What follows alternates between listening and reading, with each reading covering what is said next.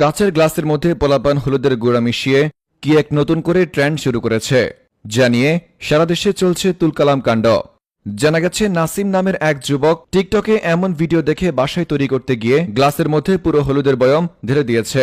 এটা দেখে তার মা তাকে উদুম কেলিয়ে ঘর থেকে বের করে দিয়েছে।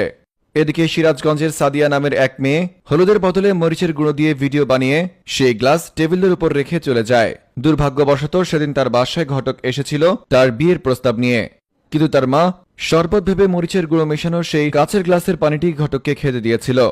অতঃপর ঘটক মরিচের গুঁড়ো মেশানো সেই শরবত খেয়ে সাথে সাথে সেই ঘটকের পেট খারাপ হয়ে যায়। এক পর্যায়ে ঘটক সাদিয়ার বাসা থেকে বের হওয়ার সময় সাদিয়াকে জোর গলায় বলে যায়, কোন ষাঁড় নাতি তোকে বিয়ে করবে আমি দেখে নেব। অন্যদিকে আমার এক ফকিন্নি বন্ধু এত গরিব যে তার বাসায় কাচের গ্লাস ছিল না বলে সে এই ট্রেন্ড নিয়ে ভিডিও বানাতে পারেনি, আর তার জন্য সে এখন দুঃখে কষ্টে হাউমাউ করে কান্নাকাটি করছে। ফেসবুকের এমন অদ্ভুত ট্রেন্ড নিয়ে বিস্তারিত দেখুন রিপোর্টার কাতারে থাকা ভাতারের রিপোর্ট।